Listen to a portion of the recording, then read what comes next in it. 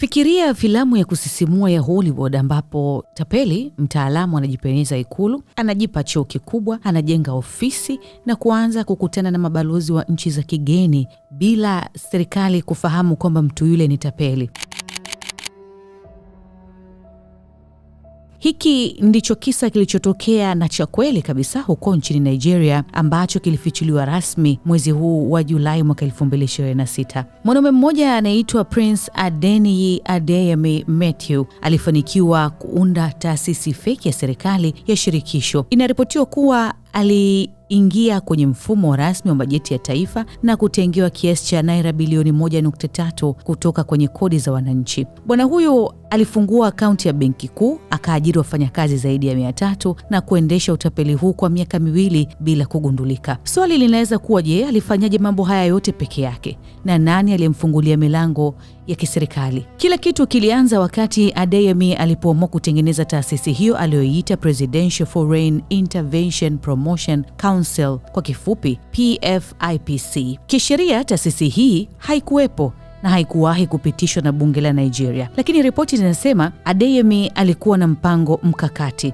Akitumia ujuzi wa hali ya juu wa ughushi, Adeyemi alitengeneza barua pepe na nyaraka zenye nembo rasmi ya Ikulu ya Nigeria. Alighushi sahihi ya mkuu wa watumishi wa rais, Femi Gbajabiamila. Kupitia nyaraka hewa, alizihadaa ofisi za katibu wa serikali ya shirikisho pamoja na ofisi ya mhasibu mkuu wa taifa, akionyesha kuwa uteuzi wake kama mkurugenzi mkuu uliotoka kwa rais mwenyewe. Mbinu hiyo ilifanya milango yote ifunguke. Akaanza kupewa ofisi rasmi ndani ya jengo kuu la siri la serikali huko Abuja. Akaajiri takribani wafanyakazi 300 ambao waliamini wanafanya kazi serikalini. Akaanza kufanya vikao vya kidiplomasia, akakutana na mabalozi na mawaziri wa kigeni, akijifanya anawakilisha maslahi ya taifa ya serikali ya Nigeria. Hapo ndipo swali kubwa linapokuja. Mtu anawezaje kupata bajeti ya nchi bila kuidhinishwa na bunge? Hapa ndipo ujanja wa mfumo ulitumika. Adeyemi anaripotiwa kuwa aligundua uwepo wa taasisi moja ya zamani ya serikali iliyokuwa imekufa au haifanyi kazi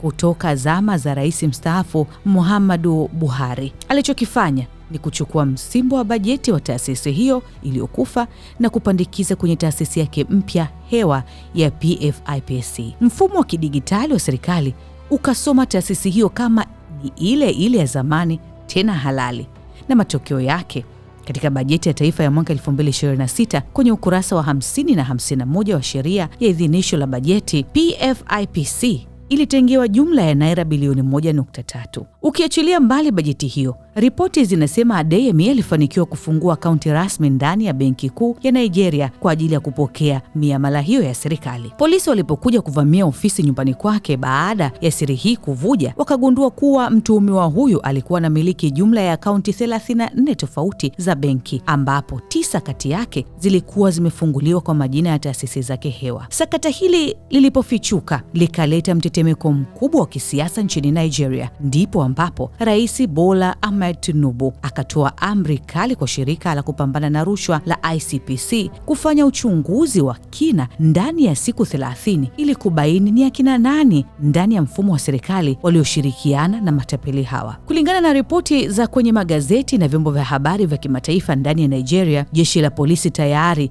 limemfungulia Adeyemi na wenzake wawili mashtaka 8 ya jinai, ikiwemo kula njama, ughushi wa kiwango cha juu na kujifanya maafisa wa serikali. Kesi yao imepanga kusikilizwa tarehe 27 Julai mwaka 2026 kwenye mahakama kuu ya shirikisho mjini Abuja. Upande wa mashtaka umeandaa mashahidi 11, lakini sakata hili likawa ni vuta ni kuvute, kwani akiwa mikononi mwa sheria. Ripoti zinadai kuwa Adeyemi amejitokeza mbele ya vyombo vya habari na kudai kuwa uteuzi wake ulikuwa halali kabisa. Alikwenda mbali zaidi na kumtuhumu mkuu wa watumishi wa rais, Femi, akidai kuwa kiongozi huyo alitaka mgao wa 48% ya fedha hizo za ruzuku ili kuificha siri hiyo. Mkuu huyo wa watumishi wa rais alikanusha madai hayo kwa nguvu zote, akimuita Adeyemi tapeli wa kimataifa na kumtaka aombe radhi hadharani kupitia magazeti 5 makubwa ya kitaifa. Mwenyewe anatarajiwa kusimama kizimbani kama shahidi namba 1 ili kusafisha jina lake, na kila mmoja anasubiri kuona nini kitajiri. Mimi ni Regina Baltazari.